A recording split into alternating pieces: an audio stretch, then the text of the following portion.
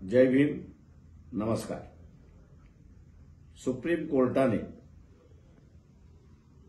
एससी/एसटीच्या संदर्भात एक महत्त्वपूर्ण निर्णय दिलेला आहे।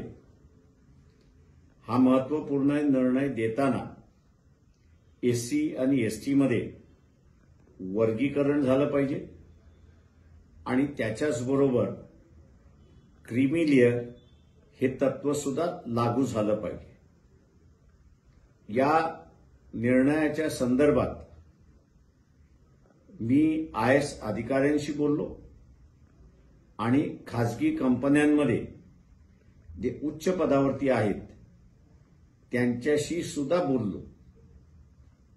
माझ्या लक्षात आलं की या दोन्ही वर्गांना क्रीमी लेअर हा कळलेला नाही, समजलेला नाही आणि म्हणून या जजमेंटला ते महत्त्व देत नाहीत अशी असणारी परिस्थिती आहे।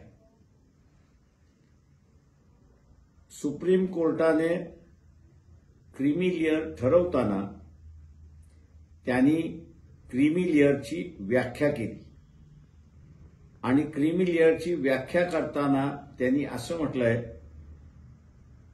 की एखादं एससी मधलं कुटुंब किंवा ट्रायबल मधलं कुटुंब यांनी आरक्षणाचा फायदा घेतला असेल, आरक्षणाचा लाभ घेतला असेल तर यापुढे त्या कुटुंबाला आरक्षण लागू होणार नाही, मिळणार नाही अशी असणारी परिस्थिती आहे। याचाच अर्थ आपण आरक्षणाचे लाभार्थी असाल तर आपलं कुटुंब यापुढे आरक्षणाचा लाभ घेऊ शकणार नाही।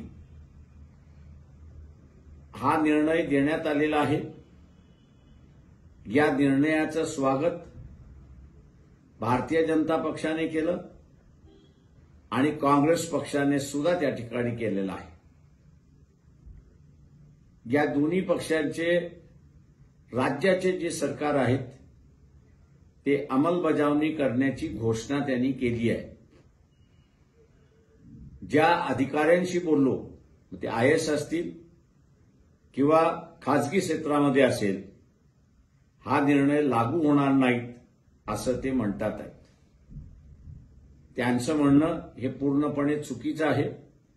सुप्रीम कोर्टाने एकदा निर्णय दिला की लागू होतो आणि जे राज्य हा निर्णय लागू करायला निघालेले आहेत त्यांच्यावरती क्रीमी लेअरच्या संदर्भात दिलेली व्याख्या ही बंधनकारक आहे। उद्या ज्यावेळेस या स्वरूपाचा कायदा केला जाईल त्यावेळेस ज्या कुटुंबाने एखादा लाभ घेतला असेल तर यापुढे त्याला लाभ मिळणार नाही अशी व्याख्या केलेली आहे आणि जजमेंटमध्ये नमूद करण्यात आलेलं आहे। मी तमाम फुले शाहू आंबेडकरी जनतेला विचारतो, काय आपल्याला हा निर्णय मान्य आहे का? ज्या राजकीय पक्षाला लोकसभेमध्ये आपण मतदान दिलं, मग काँग्रेस, एनसीपी, उद्धव ठाकरे या सर्वांनी या निर्णयाचं स्वागत केलेलं आहे आणि आरक्षण असं संपवता येत नाही तर क्रीमी लेअरच्या माध्यमातून संपवण्याची भाषा त्या ठिकाणी झालेली आहे। माझं आव्हान आहे, शिकलेला वर्ग, मग तो डॉक्टर असेल, इंजिनियर असेल, तो IAS अधिकारी असेल, खासगी संस्थांमध्ये काम करणारा असेल, वकील असेल, आर्किटेक्ट असेल किंवा इतर ठिकाणी असेल, ज्यांनी लाभ घेतलेला आहे त्याला आरक्षण यापुढे मिळणार नाही या मताचे आपण आहात का? हा सगळ्यात महत्त्वाचा प्रश्न आहे। या निर्णयाशी आपण सहमत नाही असं जर आपल्याला म्हणायचं असेल तर आपल्याला जोरदार म्हणावं लागेल आणि ते इलेक्शनमध्ये म्हणावं लागेल हे लक्षात घ्या। वंचित बहुजन आघाडीने अगोदरच या निर्णयाला विरोध केलेला आहे आणि आपणही विरोध करणार असाल तर येणाऱ्या विधानसभेमध्ये आपण वंचित बहुजन आघाडीच्याच उमेदवाराला मतदान द्या, हे आवाहन मी आपल्या सगळ्यांना या ठिकाणी करतोय. जय भीम, नमस्कार.